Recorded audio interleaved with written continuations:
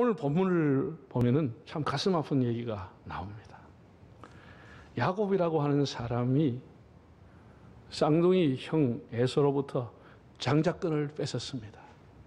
그리고 형이 얼마나 분노하고 얼마나 죽이려고 했는지 세상에 잠시 도망을 간다고 간 겁니다.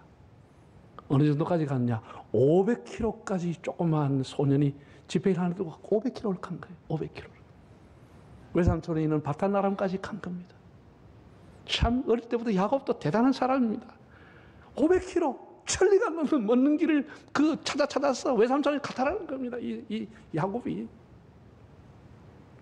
그 가는 길에 강도대가 있고 그 맹수가 울거리는 사막이 그걸 찾아갔다는 거예요. 거기 가서 얼마나 고생했습니까? 처음에는 머슴살이였지요. 그 딸을 데리고 살면서 처가살이 시작했죠. 20년 동안 외삼촌이라는 야곱이 머리 꼭대기 위에서는 야곱을 데리고 노는데 얼마나 어려운지 그가 나올 때 이런 말을 합니다. 외삼촌이 나를 10번이나 나를 속였습니다. 10번이나 노사계약을 위반해가면서 야곱을 종부리듯이 뿌렸습니다. 그런 밤에 잠을 자지 않고 뼈 빠지게 돈을 벌였습니다. 그래서 이제는 고향으로 가야 되겠다 해서 자기 모든 어린 식솔들을 거느리고 모든 양떼 소떼를 거느리고 고향 앞으로 가 한 겁니다. 이걸 뭐라 그러냐? 옛날 사람들은 금이 환영이라 합니다. 비단 옷을 입고 돌아왔다. 나갈 때는 헐벗고 나갈 때는 누더리를 걸치고 지팡이를 걸며 갔던 야곱이 두 때를 이루어서 금이 환영을 하게 된 겁니다. 근데 문제는 야곱이 목구멍에 가시처럼 걸리는 사람이 있었습니다. 가장 부담스러운 사람, 가장 만나기 싫은 사람, 만나도 할 말이 없는 사람을 만나야 되는 이런 운명에 처해지게 된 겁니다. 20년 전에 원한을 품었던 에서를 만나야 되는데 가장 만나기 싫은 사람, 뱀처럼 징그러운 사람, 이 사람을 안 만나고는 고향 땅에 돌아갈 수가 없는 거예요. 만나면 싸울 것이 뻔하고, 만나면 서로 부딪히고 상처를 주고 옛날 것을 따지고 구배파고 싸우면서 헤어질 것이 뻔함에도 불구하고 안 만날 수가 없는 환경이 된 것입니다. 에서라는 사람이 신앙이 있습니까? 야곱인들 신앙이 있습니까? 다 정욕을 앞세우고 꾀를 앞세우며 살아왔던 사람들입니다. 야곱이 그렇게 오고 싶어 했던 고향 헤브론은 아버지 이삭이 나이가 많지만 아직도 살아있는 겁니다. 이삭은 180세에 죽습니다. 예. 이삭에게 축복할 때도 벌써 눈이 어두웠는데 오래도록 살았습니다.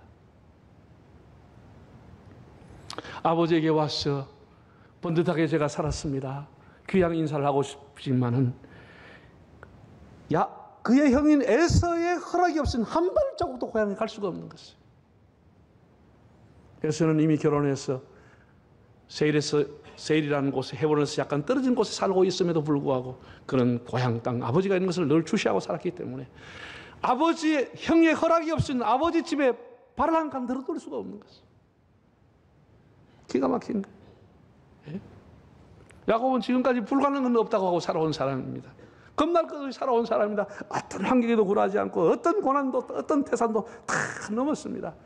사람이 넘을 수 없는 것이 혈연관계와 가족관계입니다. 다른 건 다 머리 쓰면 안 되고 다 이렇게 꾀를 써서 살 수 있는데 가족관계는 넘을 수가 없는 것입니다. 이걸 여러분 알아야 됩니다. 형하고 맺힌 문제를 푸는 것은 방법이 달라야 했습니다. 물론 이 두 사람의 어떤 살아온 성격이라든지 이런 걸 보면은 물과 기름처럼 한 마을에 살 수는 없습니다.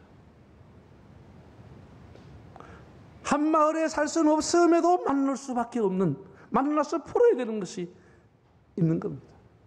얼마나 부담스럽습니까? 얼마나 피하고 싶습니까? 여러분 만나기 거부한 사람 어떻게 만납니까?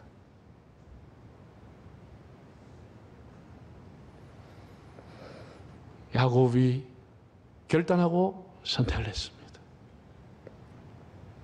6절을 보면 에서가 장정 400명을 데리고 오고 있다는 소리가 들렸습니다. 이게 더 기가 막힐 일입니다.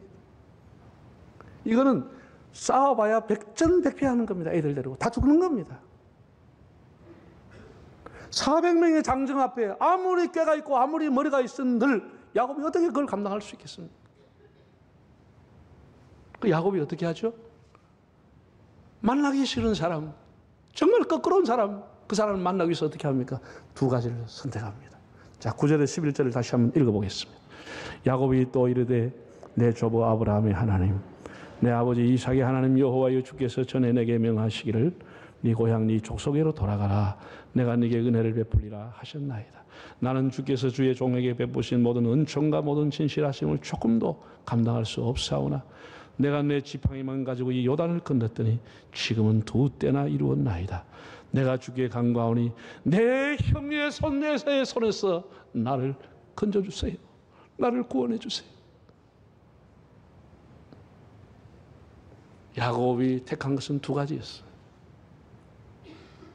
정말로 부담스럽고 만나기 싫지만은 첫 번째 그거 한 것은 하나님 앞에 간절히 기도하게 되는 것입니다. 하나님 나를 건져주세요.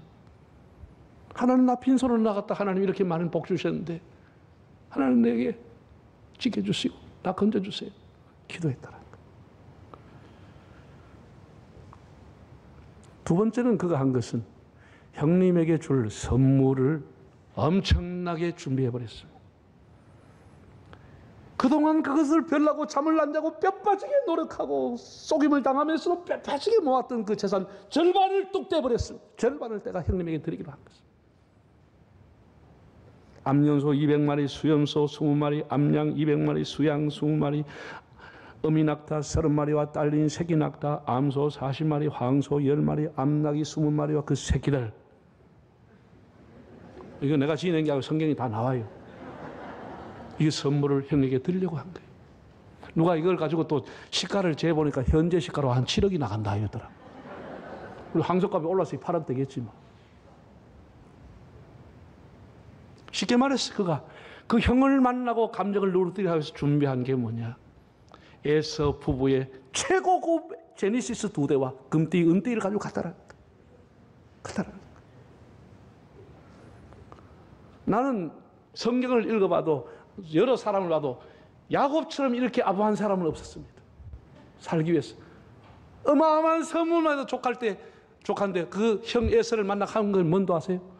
내가 형님을 만나니 하나님 만난 것 같습니다. 세상에 이런 아부가 어디 있습니까? 형님이 얼굴 보니 하나님 얼굴 본 것 같습니다. 완전히 납작 엎드렸어. 슬슬 기른 정도 아니고 완전히 죽어버렸습니다.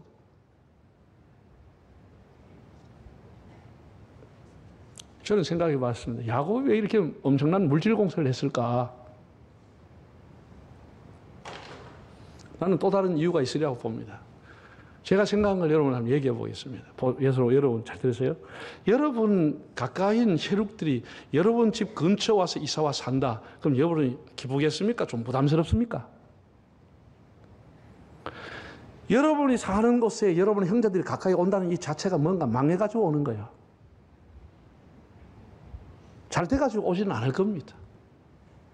다 비실비실 해가 팔아먹고 뭐 이렇게 빚져가지고 이래가지고 옆에 와서 하면 참 부담스러운 거예요. 부담스러운 거예요. 뭘 사먹으려고 그래도 고기를 하나 먹어도 부담스럽고 부담스러워. 야곱이 와서 산다고 하는 것이 있고 형 에서가 볼 때는 굉장히 부담스러울 수가 있는 거다. 20년 만에 나타난 놈인데 그래도 혈육인데 그러니까 야곱이 형님 내가 형님 빌부터 살지 않을 거요. 형님한테 힘이 될 거요. 일단 내한테 있는 거 좀 조금만 받아보소. 이렇게 좀 족붙어 그냥. 그러니까 야곱이 이삭이 눈이 뜨이면서 야가 뭐 좀 있네. 아 내가 물질적인 부담은 아니도 되겠구나. 부담스러운 존재는 아니구나. 이런 어떤 사인을 보내준 거라고 저는 생각합니다. 사인을. 형님 절대로 물질 때문에 부담 갖지 마세요. 제가 온다고 해서 형님이 저한테 해줄 거 없습니다. 제가 형님 할 겁니다. 걱정하지 마세요. 이렇게 했다라는 거예요. 여러분 미안하지만 잘 들으세요.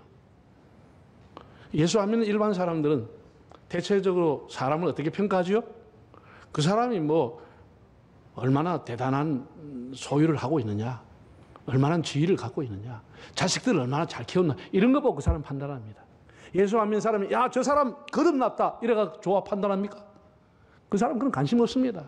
그건 교회 안에서 하는 얘기지. 예수 안 믿는 사람이 그 사람이 거듭나는지 속 사람이 새로 나는지 그건 아무 관심이 없습니다. 예수는 진실하게 믿는데 그 사람이 만약 직장이 없고 가난하다. 그럼 그 사람이 어떻게 평가하겠습니까? 네가 믿는 하나님은 돈도 안 주냐? 이렇게 비아냥거리게 되는 거죠. 이게 참 기가 막힌 일입니다. 네가 믿는 하나님은 돈하고 상관이 없냐? 이렇게 된다니까. 여러분 하나님 앞에 영육간에 복을 받으시기를 바랍니다. 아멘 한 사람이 100배 받기 바랍니다. 이게 우리 아픔이야. 내가 바르게 살고 진실하게 살아도 사람들은 그걸 가지고 평가하지 않아요. 네가 그렇게 자랑하고 네가 그렇게 믿는 하나님, 네하고 돈하고 상관이 없냐? 이렇게 비해서는 조롱한다니까. 조롱한다니까. 절대로 우리 물질 때문에 여러분 가족이나 혈연들에게 피해가 가지 않도록 해야 되는 겁니다. 야곱은 가양에서 20년을 고생하면서 두 가지를 깨달았습니다. 여러분 지금까지 오면서 이 두 가지만 깨달아도 여러분 대단한 사람이 됩니다. 야곱은 두 가지를 깨달았습니다. 그게 뭐냐? 첫째는 하나님의 힘이 얼마나 큰지를 깨달았습니다. 하나님의 힘. 어렴풋이나마 하나님이 얼마나 힘이 있는 존재인 걸 알게 되는 것입니다. 두 번째 그가 깨달은 것은 물질이 가지고 있는 힘이 깨닫게 된 겁니다. 여러분 태초부터 지금까지 물질이라고 하는 것은 항상 그 시대 최고의 가치였습니다. 신앙을 떠나서 이 두 가지를 야곱이 깨달았어요. 그래서 야곱이 이 두 가지를 깨달았기 때문에 한 게 뭡니까? 밤새도록 약복강에서 허리가 부러져도 기도한 겁니다. 하나님 살려달라고. 여러분 하나님이 그런 힘이 없으면 못 달라고 기도해요. 조금 하다가 두 문 외우다 보다 치워버리지. 한 10분 하고 말아버리지. 밤새도록 허리가 부러지고 다리가 부러져도 하나님 앞에 살려달라고 매달리는 거예요. 왜? 하나님이 힘이 있기 때문에. 하나님이 자기 운명을 바꿔줄 수 있기 때문에. 여러분 앞에, 여러분이 지금 하나님 앞에 그렇게 기도한 사람 몇 분 있어요? 하나님이 정말 내 인생을 죽이고 살릴 수 있다는 그런 능력을 가지고 하나님 앞에 기도한 사람이 얼마나 있습니까? 야곱은 이걸 깨달은 사람.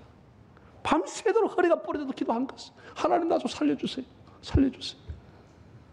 정말 대단한 사람입니다. 두 번째 깨달았습니다. 뭐가? 물질의 힘이라고 하는 것을. 물질이 사람의 마음을 움직일 수 있다고 하는 걸 알았습니다. 그래서 자기가 빼빠지게 벌어왔던 재산 절반을 뚝 잘라가지고 형님 갖다 바쳐버린 것을. 형님 마음을 움직이려고. 형님 마음을 움직이려고. 내가 지팡이만 가지고 갔지만 이게 중요해서 절반을 떼서 갖다 바쳐. 여러분 한번 읽어볼까요? 33장 3절과 4절 9절 11절 읽어보겠습니다.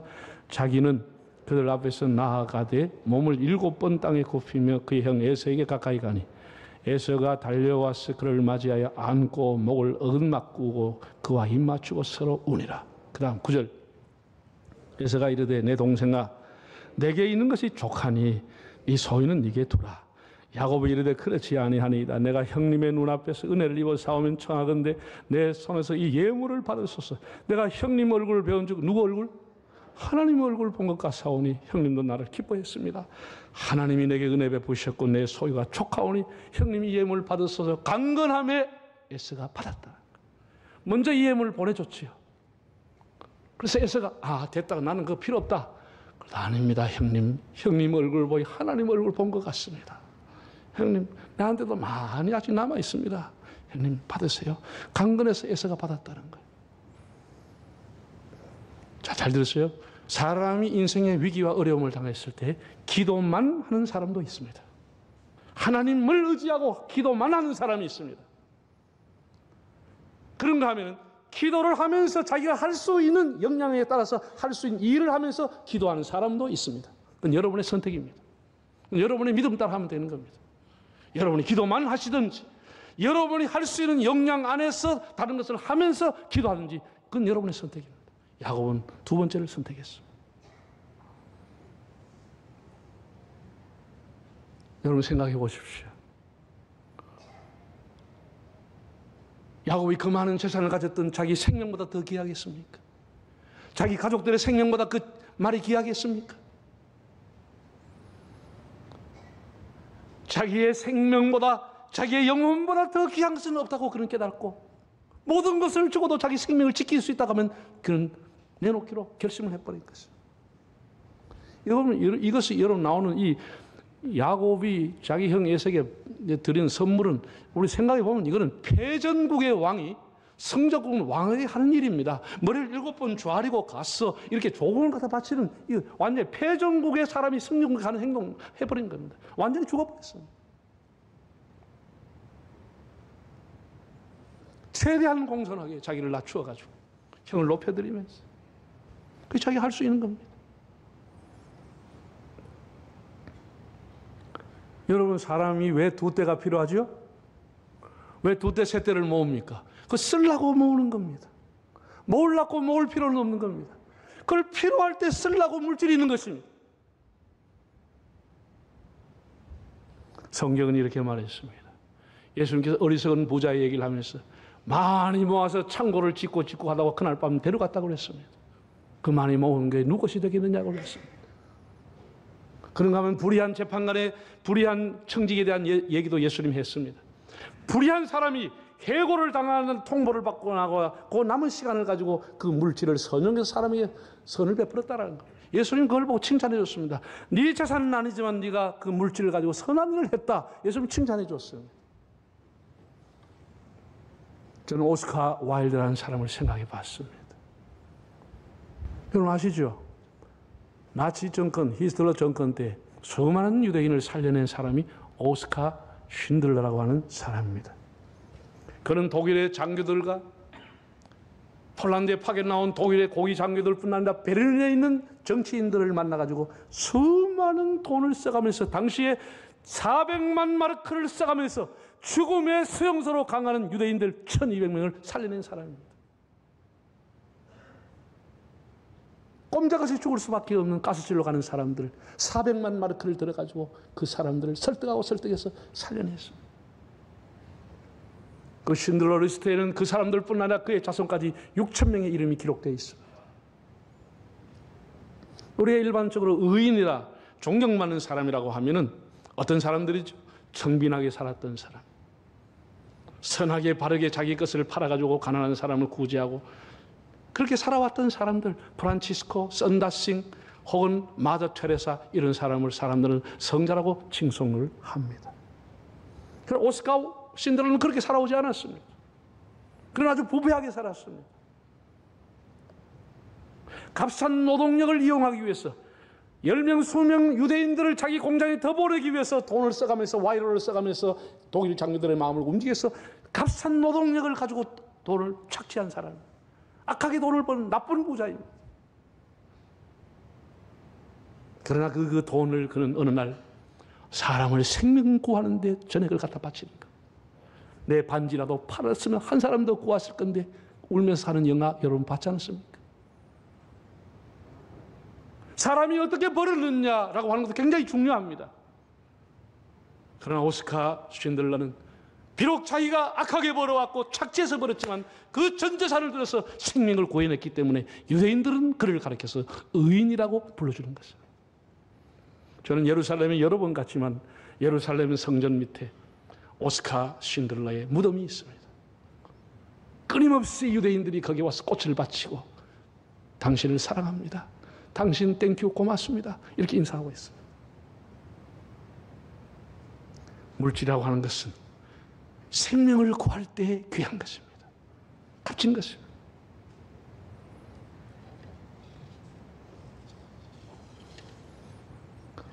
혹여나 오늘 설교를 듣고 여러분들 중에서 그러면 내가 좀 뇌물을 써야 되겠다.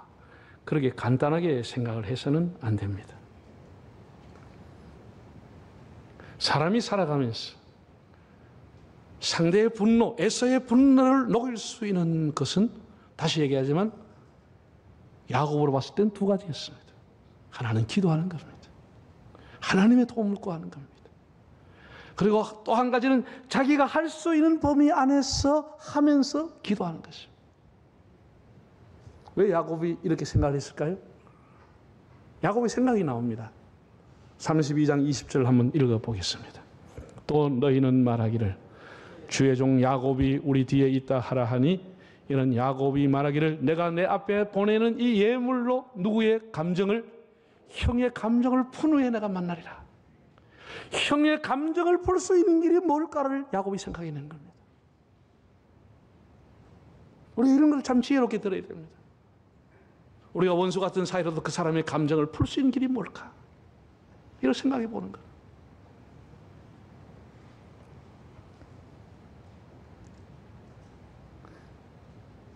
이때까지만 해도 야곱은 크게 믿음이 없었습니다. 야곱의 믿음이라고 하는 것이 이렇게 뭐 한 번씩 흔들렸다가 귀향할 때 한 번 올라갔다가 또 이렇게 약복강에서 좀 점프했다가 그 다음에 또 세상적으로 살다가 또 자기 딸이 강간당하고 나는데 또 신앙이 또 올라가 베델로 갔다가 막 이렇게 몇 번을 겪으면서 야곱의 신앙이 완성돼 가는 겁니다.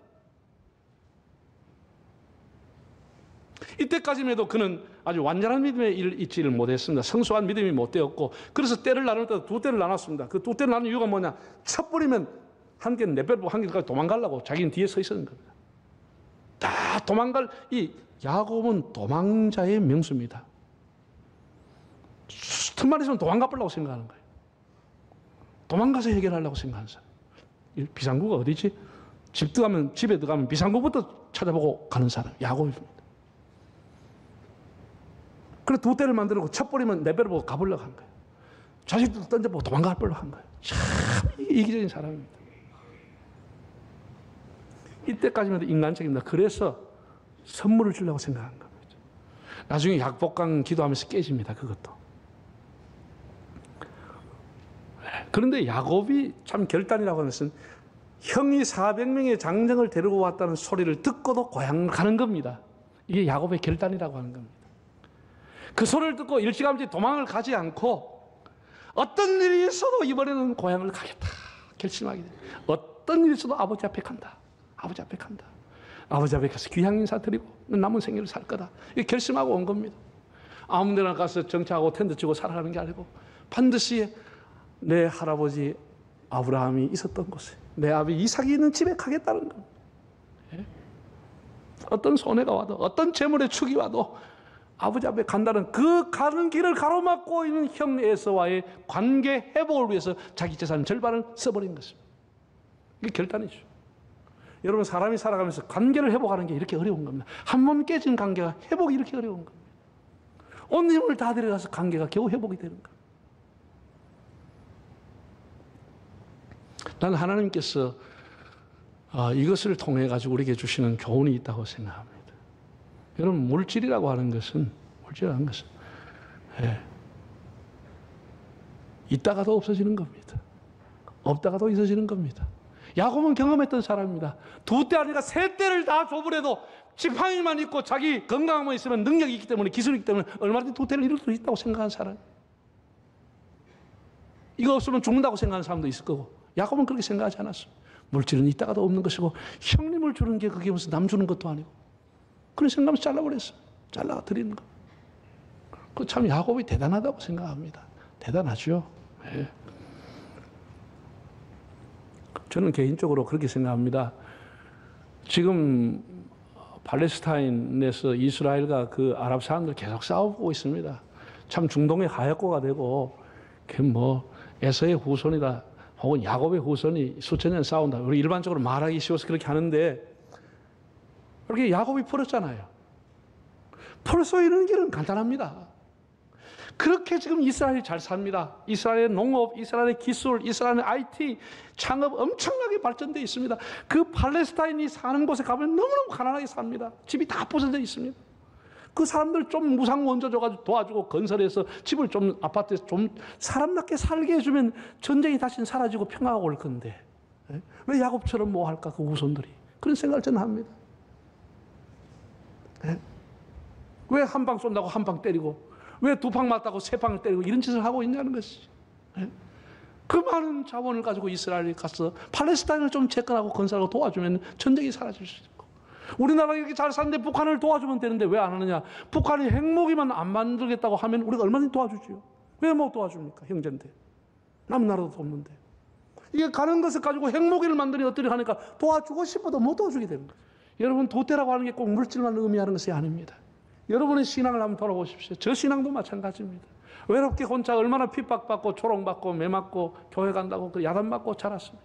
참 지팡이 하나만 가지고 내가 신앙생활을 시작했지만 지금 내 인생을 돌아보면 수많은 믿음의 형제들 속에서 함께 올려 살아가니 참 저 자신도 영적으로 만대를 받은 사람이다 하는 생각을 갖습니다. 여러분도 아마 그런 생각이 들 겁니다. 가진 것은 별로 없지만 늘 봉사하면서 남을 섬기는 사람들, 참 도덕적으로 정신적으로 수천대를 이루고 살아가는 사람들이다, 그런 생각을 합니다. 여러분은 어떻게 인생을 살아갈 겁니까? 너무 소유에만 집착하지 말고 받은 은혜를 세워보시기를 바랍니다. 다 우리 가난하게 출발했습니다.